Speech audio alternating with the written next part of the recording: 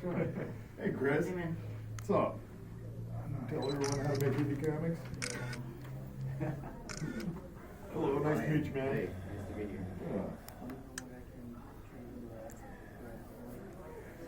Oh, sure. Let's keep in touch. I'll send you some real, okay? Okay. Yeah, we'll do a real trade. I'm a little booked today. Oh, yeah, okay. So, and I gotta get going. Okay. Yeah, we every once in a while talk, so let's just let me. I'll You get just some- said, I mean, let's- Yeah, I know. okay. I mean, you might be an asshole for like other reasons. I mean, but this reason, you're no comment. Cool. I know. You want the original, right? Yeah, okay. I mean, it's good. Yeah. Yeah. Thanks, man. I got a wall going. I got some Who's, Grado. Sehan? What a good guy. About as nice as it gets. Great talent, yeah. He bought a bunch of, She said we did. I did a bunch of October sketches. Ooh. I did like 30 and it was like, Holy he's shit, like, can I brother. review it? I was like, well, I did it more. It's bigger. He's like, I'll buy all of it. And then he's like, I'll trade you actually. And he sent me some. Oh, Christ. Golden nuggets. I was just, why are you even talking to me? Hell, he was a badass even when I was in high school.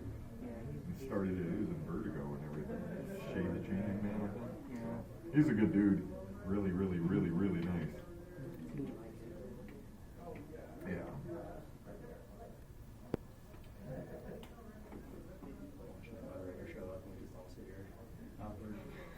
Like 10 minutes. Yeah. Like, oh, we're supposed to be talking? Sorry. Dead silent as people look at you breathing.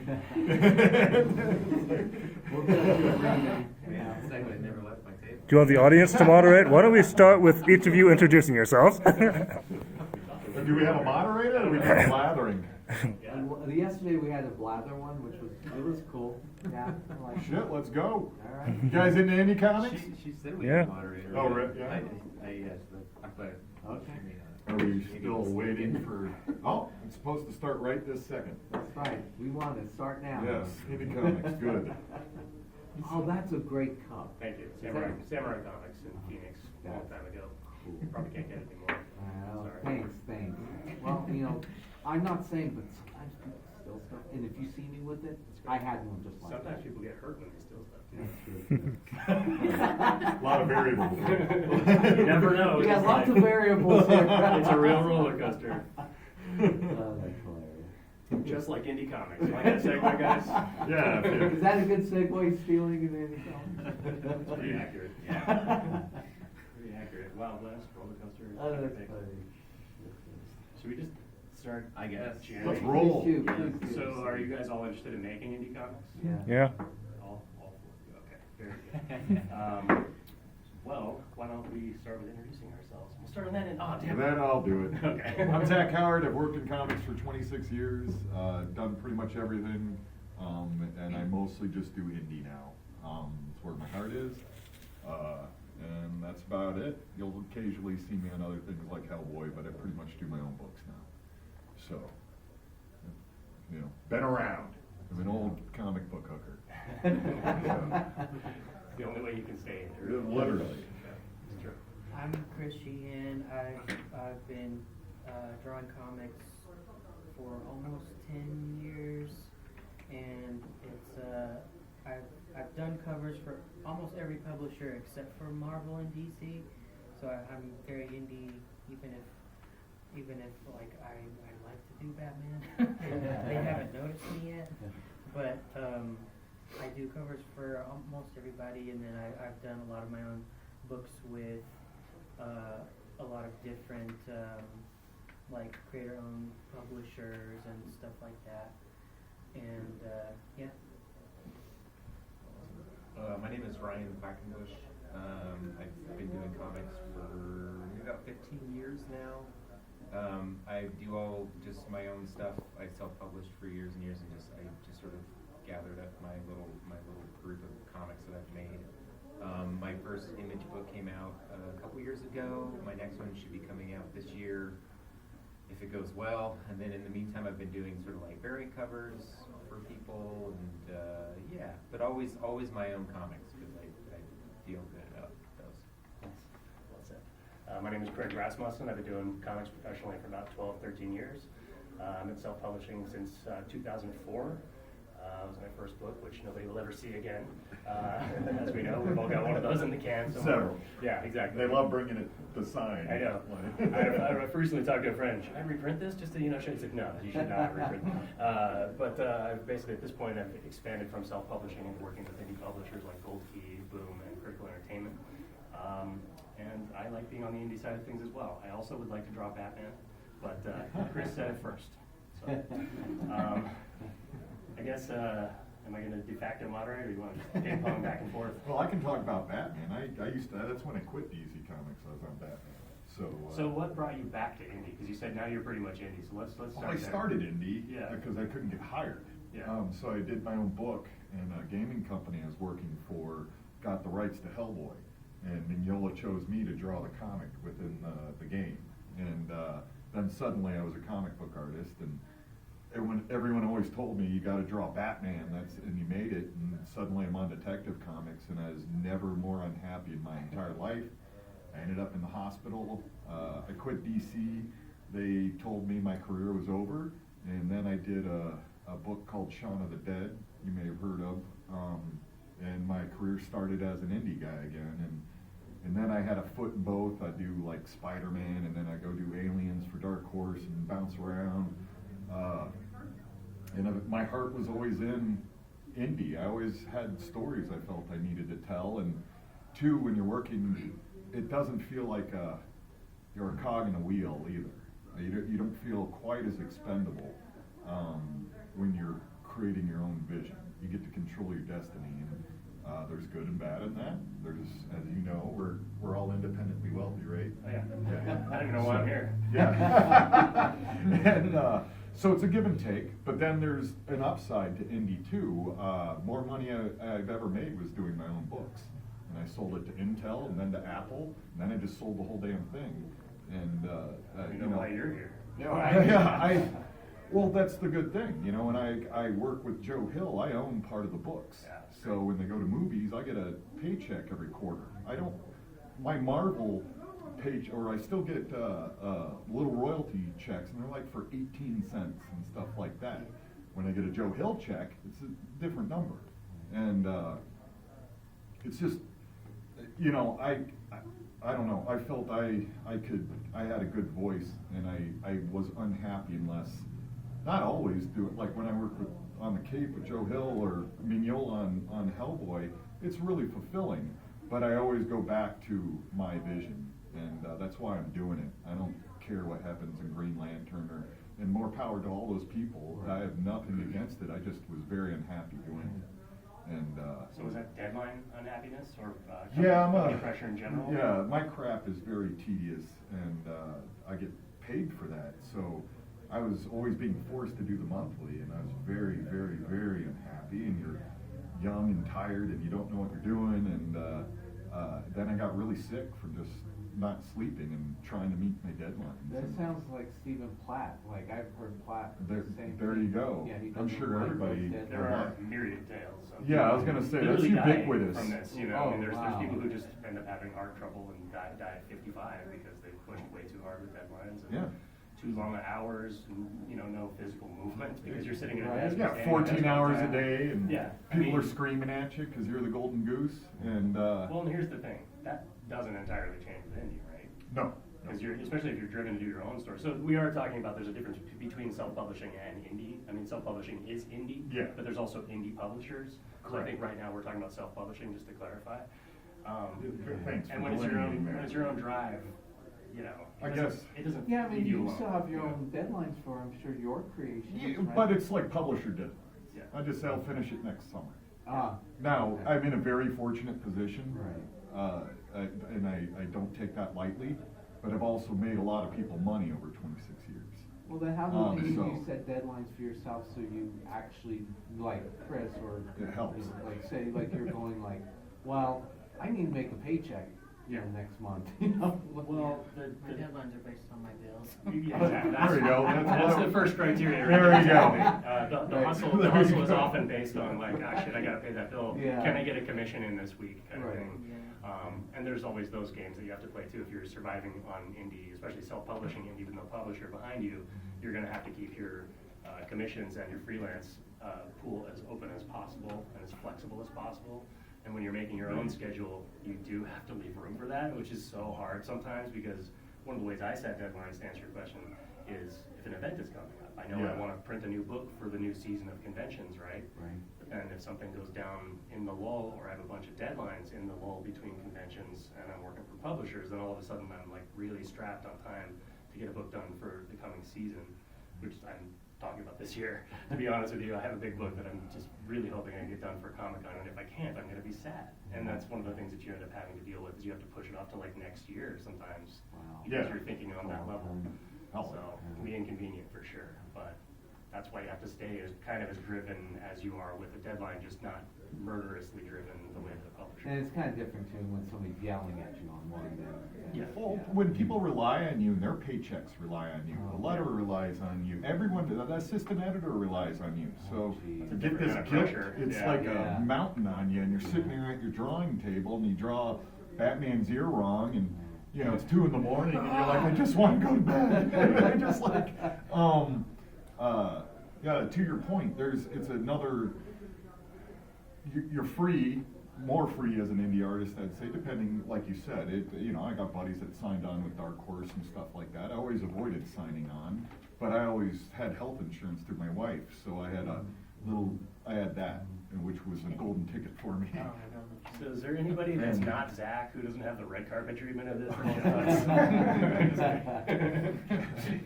I've just been around. No, I mean, It's, you've worked with the right people too, that helps a lot. well, that's the thing, is you please the right people, and there's a reason Joe Hill calls me, or Mike Mignola when Corbin's too sick, Mike Mignola calls me up to fill in, because you've kicked ass for those people before, and you become reliable. And you're also bankable. A lot of publishers, I made IDW, I filled their coffers with Shaun of the Dead and Wild Blue Yonder and The Cape and things like that. So there comes a point that's really nice with indie or self-published work, where you just start doing your own stuff, and then it's a whole different type of discipline, and self-promotion and things like that. You don't have Marvel, you're not sitting at Marvel with a free hotel at San Diego anymore. You might be in a park bench that night. On self-publishing, so I guess you were talking about the differences there, and I'm trying to think what that is.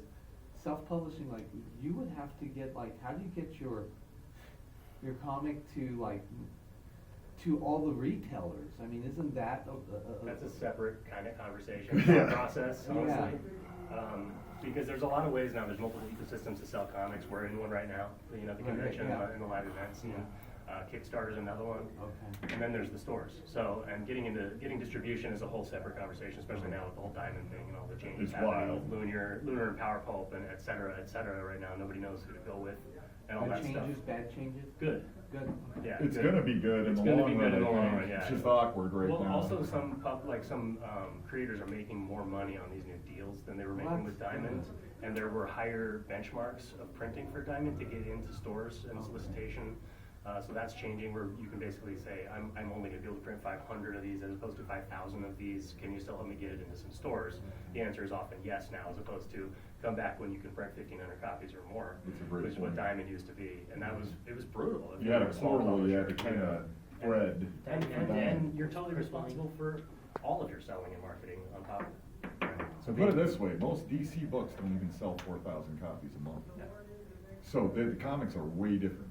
So when they say your book has to order 5,000, it was an impossible. There's probably 5 dudes in the whole industry that can do that, you know. So yeah, it's interesting. Now what I do is I make my own book, and then I just shop it. I just ask, whoever gives me the best deal. That's Right a now, good Man question. Cave's giving me money to bring my books there, so I Is just go that there. what you do, Ryan, too? Like everybody? Is that? I'm a little different. I don't know what my deal is. So I still have a day job. So my deadlines right now. So my image comic that's going right now, it's been taking some time. I mean, there's even been gaps where I'm chasing the writer to give me more things, because typically these writers that I work with have other things going on, and they're fine. They don't need to be. They've got other stuff going on. And so that's kind of when I squeeze in my books for myself. If I have an idea to pop, I'm like, okay, let me get that down on a comic, and I'll sell those at shows. I don't do that many shows. I really just have my local comic book store that I take my books to. I'm probably not doing a great job at it, to be honest. Like, I could be probably taking some stuff around and I just don't. I just kind of take them to shows. It's just kind of word of mouth on my Instagram. It's a pretty subtle approach that I have. But I mean, like Craig, like my deadlines are show based. Like I'm like, okay, I have this thing coming up. Let me get a thing out to make it seem like I'm doing something. I'm like, okay, even if it's like 8 pages, like I just get it done and I just send it off to a self printer and I print like 50 copies. And that lasts me for a while, good or bad, that lasts me for a little while. And so, yeah, I don't really have, so my experience is a little different. My image dudes are pretty chill about deadlines. I've never been on a monthly book. Like, the one I'm doing now is an OGN. The guy wants it, like, an original graphic novel. Like, it's going to be like 150 pages, like, out at once, toward the end of the year. And my writer is cool with whatever I turn stuff in. I don't like to be late. Like, I'd like to get it moving, because I hate it sitting around, and I hate all this kind of stuff. So it's sort of a self-imposed deadline. And I just, and nobody yells at me, really, but it's a sort of a self-imposed pressure that I'm like, I imagine them sort of yelling silently on the other end of the email. I mean, with something that big, don't you want to keep it moving so you don't get bogged down? I do, yeah, but I mean, it's so bizarre. I mean, in my limited experience, my 2 writers would send me 10, 15 pages at a time, which is, weird. One, because what if you change something? Like, you're okay with these 10 pages? Like, I don't know. Yeah. And then, like, 10 pages and 15 pages at a time, and then having, like, in my experience, sometimes a 3-4 month gap trying to get my writer to send me more is a thing. Like, that's happened. It's bizarre to chase after a writer, but it's happening. Yeah. And so in that way, I feel okay. So yeah, I would like to get it moving, and sometimes it's my fault, but sometimes. As someone who writes, I can kind of see how that happens. I mean, when you're in the flow, you can just sort of make it come out, and then you got a whole bunch of pages you can send off. But then, sometimes life happens, or you're not feeling it, and then it's gonna take a while before you get back into that script. Sure. I mean, that's one way, but also like write your book. If you want to be you gotta write, man. Like, you gotta do it. Like, I especially these guys that I work with, they have other books, and this one that I'm doing now, he's got another book that's doing okay right now, and I think that's just kind of what happened. Is like his other stuff just sort of took off, and it's just he's kind of lost sight of it a little bit.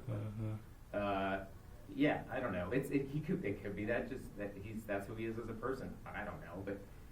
Get your stuff done. Like, yeah, it's nice to sort of like have that artistic journey. That's cool, but like, if you want to write, like, you gotta write, man. So when you do a self-publish, what makes you go, I'm gonna do self-publish, but go indie? Because does the indie at least help with some marketing? Like, Depends the company. Yeah, it really depends. It seems like Matt Cave, for instance, from my perspective on the outside, is doing a good job of marketing. But I've heard from people who work with Image that Image doesn't do a lot for marketing for certain books. And some books they way over market, and you're like, what is the off-balance situation here with all this? How is like there a direct like line you can see like, oh, they spent this many marketing dollars, and yeah, that definitely ups it. I don't know about dollars, but definitely effort. There is a go. direct line.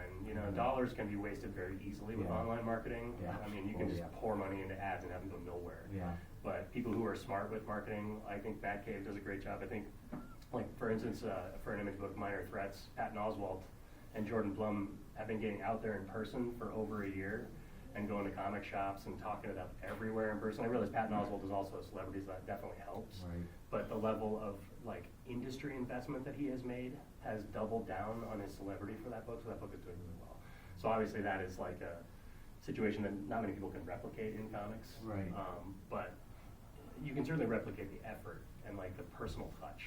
Right. And I think that's So where you see you the guys are results. marketing here now. You're here. But this is part of marketing. Yeah. Right. I mean, we have to put a lot of effort in like getting on podcasts and like, getting interviewed in Right. print or You're whatever. making me feel lazy, man. I turn down every single podcast that comes. I'm kind of addicted to talking, so I just like to do podcasts. I'd rather talk. I don't know. I have trouble because it's the same after years. It's the same damn questions every Well, time. that's part of the problem with doing comics podcasts. That's kind of a separate issue. Yeah. That you'll end up repeating yourself over and over in a comics podcast. You start hating yourself. But the trick is, You're like, oh, if The I trick hear is myself say this one more Podcast, say, time. look, Dude, I do seriously. this all the time, like, ask me something different. my story of how I started making comics, I definitely hate talking. Like, Yeah, when I yeah. hear Well, myself how two did sentences you start in, making your comics? well, I'll tell you. Yeah. All I'd ever seen was a Donald Duck until that. No, I just think that like one of the things that I've discovered recently because of that, in fact, my friend Richard Fairgray, he's really, really productive self-publisher, puts out like 4 or 5 books a year. He works with Fan-Based Press.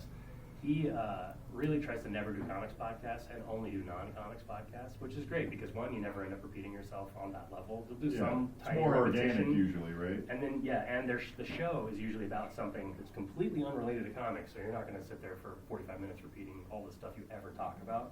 You get to talk about baseball, or that movie they're talking about, or that social issue they're talking about. So that's kind of the way to like expand your reach, to, you know, push your marketing in a way that's asynchronous to Yeah, yeah. the usual flow of things.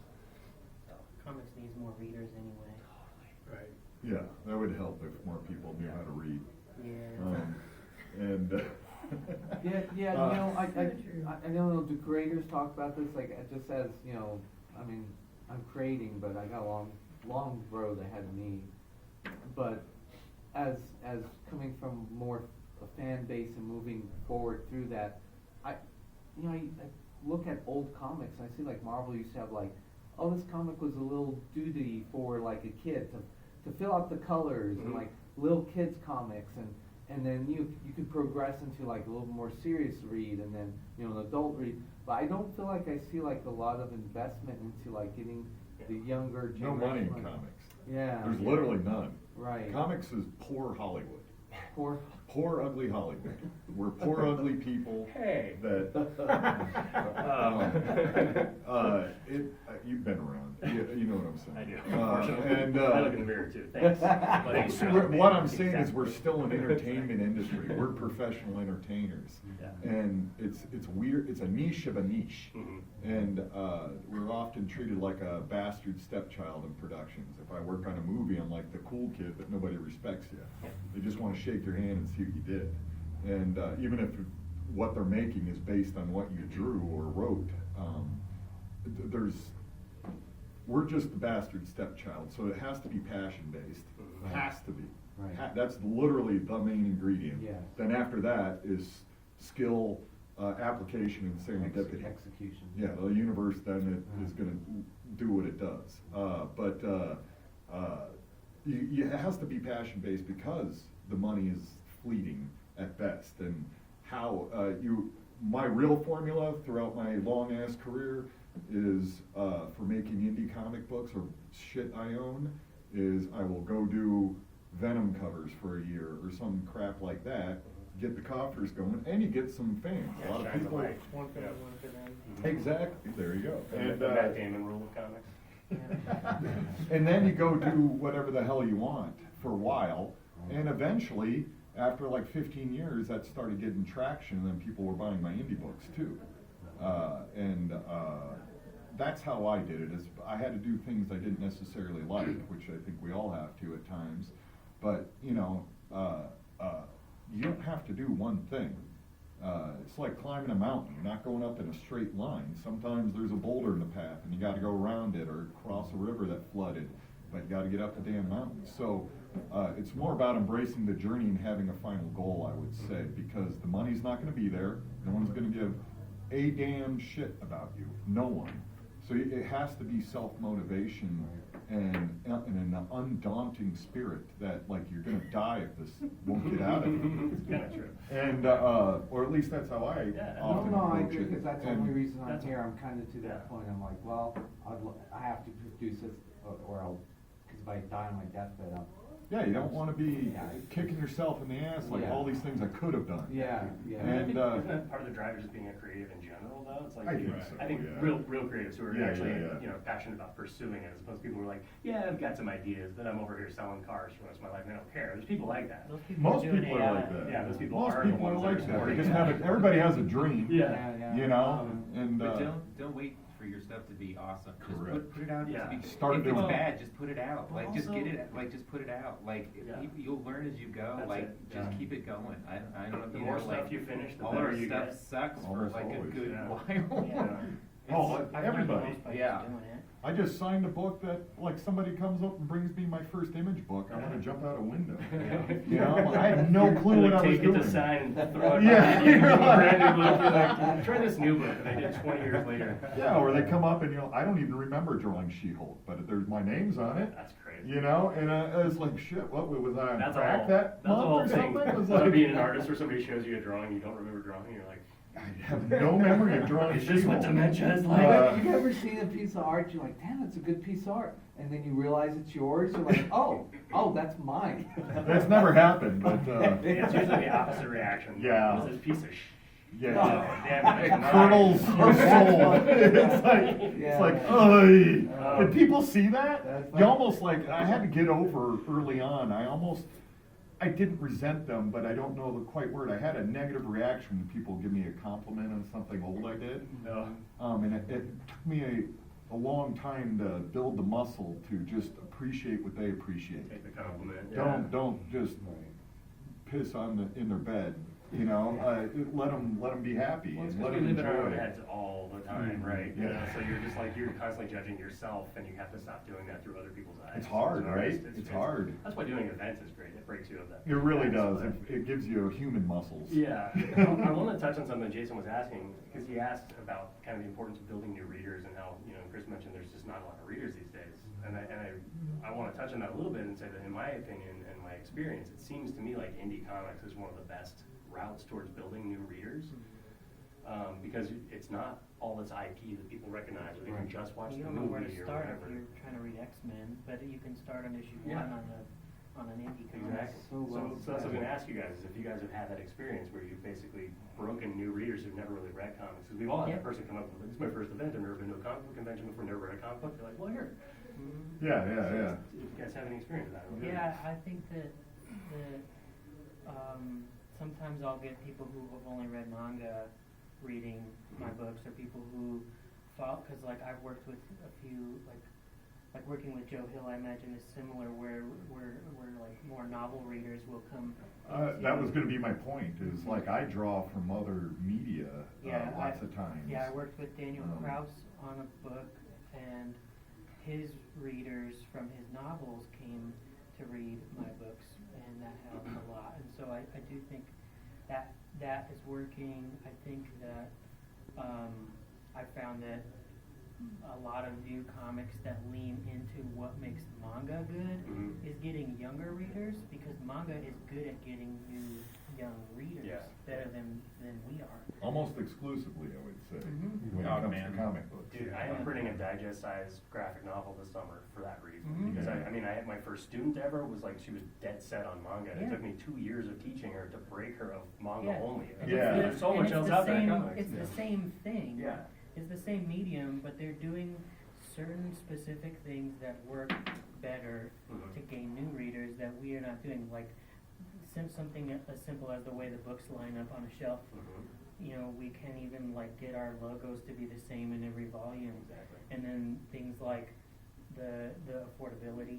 Kid can go and spend $10 and get like 100 pages. Yeah, Yeah. big, And giant, that's my fat son, book. who's a big Gen Yeah. Zer, I mean, he is that culture. Yeah. And he's a huge manga reader, and, I've been around comics, I've been always, hey, let's read some comics. He goes to manga because of that reason, he's like, Dad, I can't read that whole series because it's $50 to get that book, Yeah.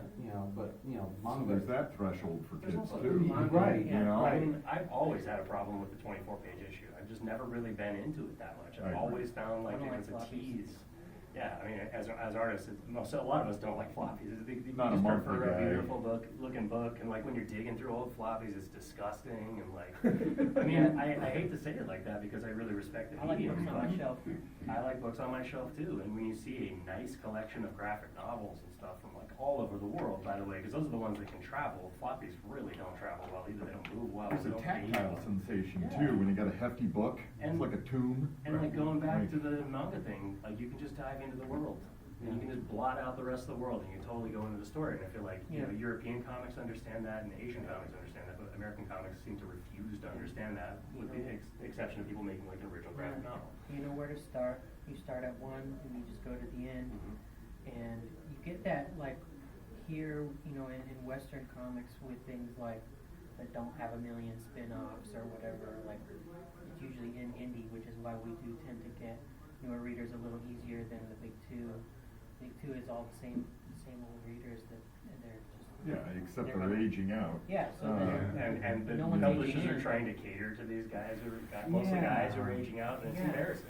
It really is. It Yeah. feels But kind of sad, but I don't know. I'll let you But like speak. one of the things that's happened to me when I've had those people come up who've never read a comic book before, and you open one for them and show them, it's like you just realize nobody's ever made the effort, and like probably all the superhero blockbuster BS that's part of the like IP culture now, even stuff that's not superhero stuff, it's all so rote and just down like trodden into the earth so hard by so many corporations over the years. I think like a lot of these young readers, they just don't want to even approach that stuff. They feel like they know what it is, they don't care, no chance for investment. That's another point is, look how Marvel is making a ton of money on these movies and it's still not leading into the comics, and yet Not anime, anymore.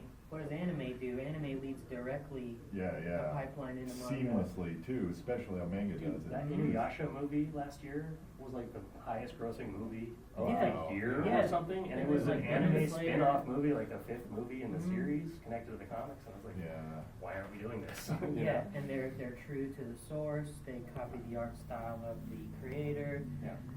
It's what I'm like. I study manga to try to be better at this because Interesting. you know, because I just want whatever they're doing is working. I want to. Most certainly. I want to do as much of that as I can without being a manga artist. Yeah. I mean, you're talking 2 zeros in sales numbers after with manga. But my buddy worked for, I forgot, it starts with a V, but. Viz. Yeah, and he did logos for them. Really? And he had manga books that were New York Times bestsellers. And he's like, we sold 2 million copies of this. And I'm like, Jesus. what the? What is it, 1990? No, what the? And that's the difference. It's such a different spectrum of sales. Yeah. And to your point, that was very interesting, your perspective. Very smart too, to do that. I'm super lazy and jaded. I Yeah. just go running with Well, dogs and then do my crap when I get home. I see it and I look at it and then I consume it myself and I'm like, I get it. I understand why anyone would want to do this because I don't even want to touch X-Men. And I love the characters, but you don't know where to start. And Yeah. you just, like One Piece there's 1,000 chapters of One And Piece. different universes and different timelines and different. Yeah, It becomes Well, convoluted. why right? does that work for One Piece? Like, okay, like you're saying, you can't jump Uh, into X-Men 285, and it's kind of hard just to jump in. You got But like- One Piece, You they start have at one. 1,000 You episodes. got- Yeah, and you, it's one you, writer, one you start artist. at the first one And it's you affordable. go. But they're The also number giving one's you affordable, 100 just to buy it. 150 pages at a time. Yeah. They're not giving you this Yeah, tiny but- chip of it, Right. like And stories there's that you like invest now, in. all of the stuff is still, even the live action is leading to the books. True. And, it obviously works because the creator of One Piece is the number 8 or number 7 top fiction seller of all time. Of all fiction. He's like going like this with J.K. Rowling. Yeah, it doesn't even make sense And- to me in my Yeah, head. yeah. It doesn't. What world Yeah. are we in right now? And that's a comic book. Yeah. So like if some goofy, stretchy pirate boy can do that, anything can. But I we're agree doing with we're that. doing something wrong. Yeah. And a lot of it has to do, to me, in my opinion, with floppies. Yeah. I agree. Well, It's unsustainable in today's world. And you know what's Yeah. annoying when you talk to people in the industry is they say, well, floppies are the loss leader. And you're like, yeah, but I'm an independent creator. Yeah. I pay for all my own printing. Why do I need a loss of any kind? Yeah, You know, you're like, you're there's- missing the point. There's here. other ways to market yourself than just throwing money down the garbage disposal in your kitchen. You know what I Yeah, mean? you It's almost just- never need to spend money, especially social media nowadays. Yeah, well- You can have a person in, Bangladesh make the most popular Yeah. viral thing in the world, and suddenly all eyes are on them. Tens of millions of people. Yeah. It's a different world. There's a pitfalls of that, just blathering, so you. No, no, you're more I on wanted, top I of- wanted to touch on what Chris was saying, because I don't think it's just manga that is doing this. I actually think European comics are doing this too. Absolutely. European Don't comics, worry. a lot of adults read European comics. There's a huge respect for comic book creators I in have Europe no across the idea board. what the market is different in European and Oh, US. good, Dude, it's European profound. comics Yeah. are some of the most beautiful They comics treat it as ever an art printed. form. Go look at Yeah. Delcor, there's no even average book. Yeah, humanoids. I've Yeah. had a few of my books translated and put into European publishers, and the books come out better. They print them better. They print some of the only hardcovers of my books that exist are European, and the European versions of them. And they sell. They sell. They sell Truly do. out, and they get. I've been to like European like conventions, and I've had more people bring translated books to me than I've had here, and it's just more of a, they respect the art form of comics, and they look at it the way I look at comics. And I feel that way. Happens in Japan, happens there, and for some reason here. And you know what it was? It was the Comics Code Authority. It crippled us. Well, Well, yeah. that was for a long time, there's big debates. Part of the problem with that is that it was self-imposed Yeah. too, so that the industry 100% took on self-imposed. this, well, yeah, It was, the industry took on this weird sequestering mindset where suddenly like superheroes were one of the only things that we were allowed to do, and that lasted for far too crippled us. long. it ended Erie and Yeah. all those wonderful EC But even when the comics. '80s, like the indie boom happened in the '80s with the Turtles and stuff like Yeah, that, the black and white that indie. still didn't take on until Image started in the '90s. It was like really something that It was the industry fleeting, I lived fought. through it, it Yeah. was super hot. Yeah. And, like, that, Turtles are about the only thing that came out of it. Cerebus, Mage. Mage, you're right. There were a handful of things with Comico, however you pronounce it. They were doing a ton of stuff. They were also importing Yeah. Asian books and some European books. And for a brief moment there, we kind of got out of the superhero thing a little bit. But then like Dark Knight Returns and Watchmen happened, and it kind of like turned everybody's attention back to these IP characters. And by which is great, '89, but- that's all people Yeah. cared about. Well, and then Vertigo started. I mean, there were a lot of good stuff did Wow, happen in Vertigo was mainstream so good for comics so in the long. late '80s and early '90s. There was some awesome stuff because a lot of those indie guys actually went into the major publishers. That's one of the reasons that it stopped happening. But you know, it really took the Image boom. And if you guys aren't familiar, the Image boom started as a very superhero heavy thing, and now it has become the In paradigm of fact, indie the Max comics. is the only non-superhero comic they And even the originally Max had. had trappings of superheroes because It he felt did. like he had to. Probably. You know, he was trucking on his popularity from Wolverine, you know. But he created a really unique and interesting character, an interesting world. He is a unique you and know. interesting guy. And it's one of the few titles from Image that has persisted as staying as interesting as it was then, and it is even more interesting now. I agree. So, you know, it's kind of been bubbling for a long time to get to where we are now, and I kind of feel like, I mean, I don't know how numbers heavy anybody in here wants to be, but like from what I can tell, the market share of comics is more than 50% indie comics now. Oh, interesting. Because I never a researched couple any years of ago, that it was stuff. 50-50, It's been Marvel, growing. DC, but like Image started to like creep into their slices of the pie, and now it Good. seems like There's there's an some, upward you know. trend, and a lot of the like number one selling comic every year is an indie book. Yeah, Look that's at the last Saga, 2 right? years of indie titles. Saga, Something is Killing the Children Ah. is outselling a lot of the big two. Good. So you see it, and then I mean, even those are doing more of what maybe manga is better at, which is leaning into other genres, leaning into other audiences. I also think the creators are taking the readers seriously.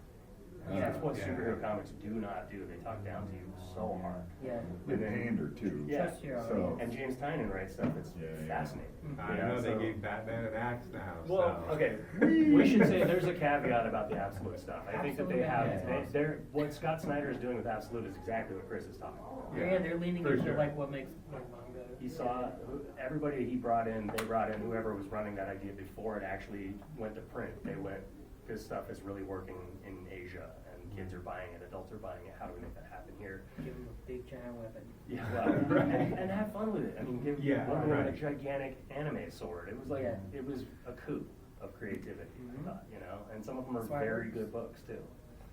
They I've never study. read them. I Just the first issue of Absolute alone, Absolute Batman, I was surprised it was a good read. It was like a really good read. Cool.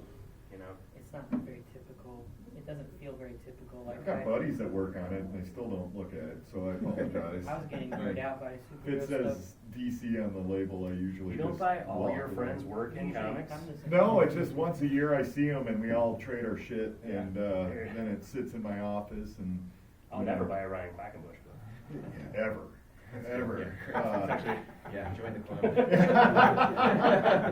No, that's how I get most of my comics now. You see your buddies and you trade books now. So I'm really ignorant and unaware of what's going on in the industry overall. And I'll be honest, I don't even care about comic sales anymore. They're just, I love comics. I love doing them. They make a little bit of money and they pay my mortgage, and occasionally sell them for a movie or an animation or a game, and that pays the bills for 10 years, and then I get to make more of my own stupid stories. And in between, you try to make a few people happy and a few fans, but I don't know, maybe I'm an old bitter guy, but I seldom read comics nowadays. Or if I do, it's something that was just like my old favorite, like Torpedo or something. I'll just go reread all of Torpedo, or read all of Akira, or just something I haven't read since like 1992 or something.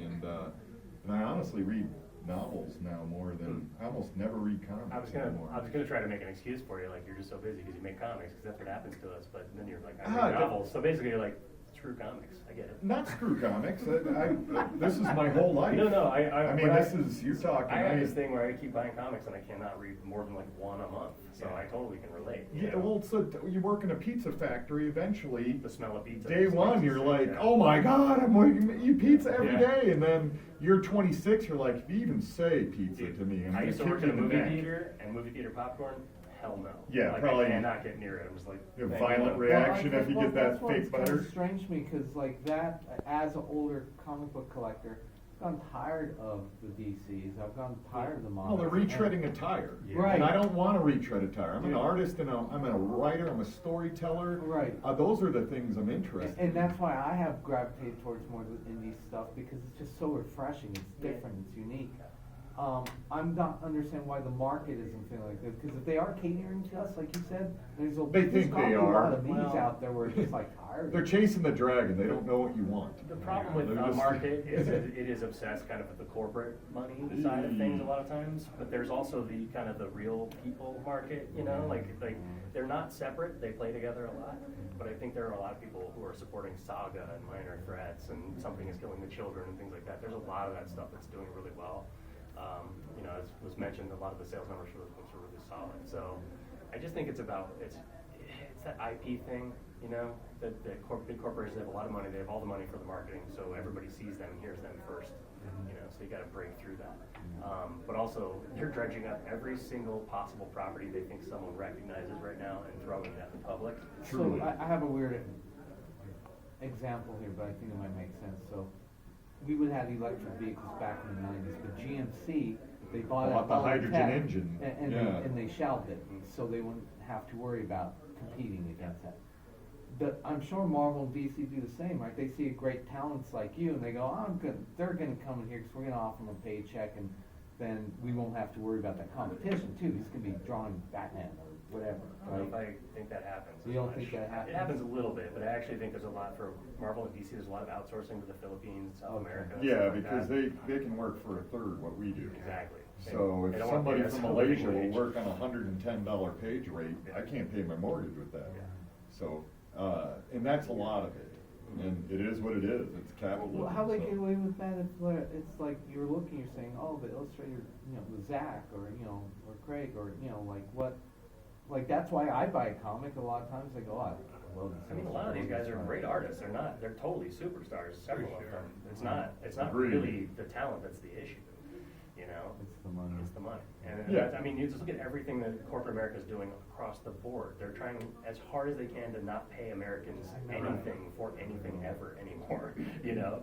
And that's just the sad truth of this country. I don't know, you know, how comic books can address Well, that, really. We just do it on our own, Again, we're the in our own bastard. way, with our own titles, one at a time, one hand cell at a time. you We're a know? niche of a niche industry, and that's always gonna be it. Yeah. So you gotta find a way to not let that, corral you. Well, I mean, there's And- always people who are gonna be interested. That's one of the things you have to remember. It's like, one of the things I had to realize about sales is that, sure, I'm broke, but not everybody that I look at in the world is broke. So people who come to events or go to comic shops or go to the Kickstarter that you're running, there are people out there who have money. So you just have to remember, sure, all this awful economic stuff is happening, but there still are people that spend money on stuff they like. Right. So you have to just remember to go for those people, keep it positive, you know what I mean? Attitude is everything. Such a huge part of it.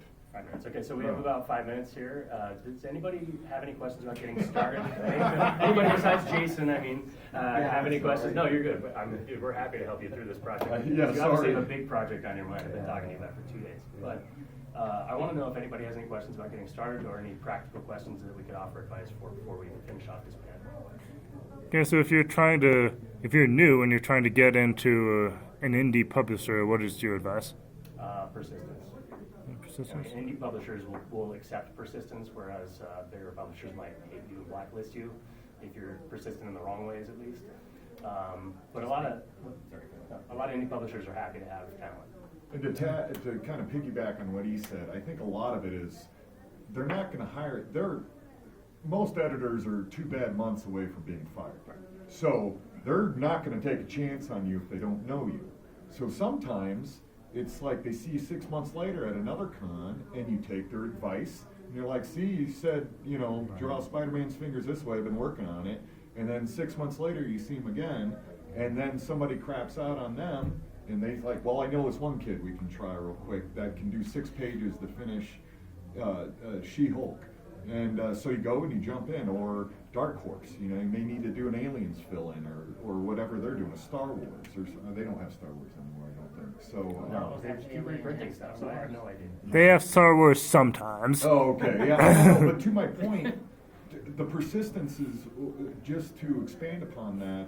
If you show growth and consistency, you are noticed, and that's why sometimes you see a semi-good artist getting jobs over a brilliant talent, and because that person's reliable. Show that you can do the job. Yeah. Correct.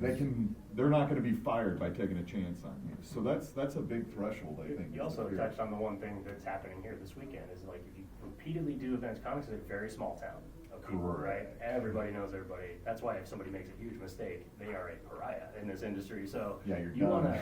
wanna aim for being the opposite of that. You wanna be present at all these events. You wanna be courteous and fun and just never be a drag. Always. Yeah, don't crap on people's Yeah. joy. Like Right, I was right, saying yeah. Be before, aware of you, yeah. someone brings my first image book, it's like, yeah. But you had to, well, this person brought it for a reason. It did something to them. You'll get it too. They're like, "Oh, this inspired me." And they're like, "Oh my God, I did that at 2 a.m, hating myself as fast as I could." And, but you don't take that joy and magic away from them. The same is true for editors, though. There's editors that'll see stuff in your work that you don't see in your own work. Of course. So you just have to keep it positive all the time. And that's treat it like a been- job. That's one thing I see a lot of people not Yeah, do in yeah. comics. It's like, because it's their art, their ego is the first thing that enters the room and the last thing to leave the room when they go, and you're just like, dude, you gotta get it together and be a professional. Because being a professional is about being professional. Yeah, First and foremost. It's So, like- anyway. Well, that's good. Any Thanks further- for any- leading. Like I said, That'd be great. former podcaster, love to hear Yeah. myself talk. So. You just- Thank you guys very much.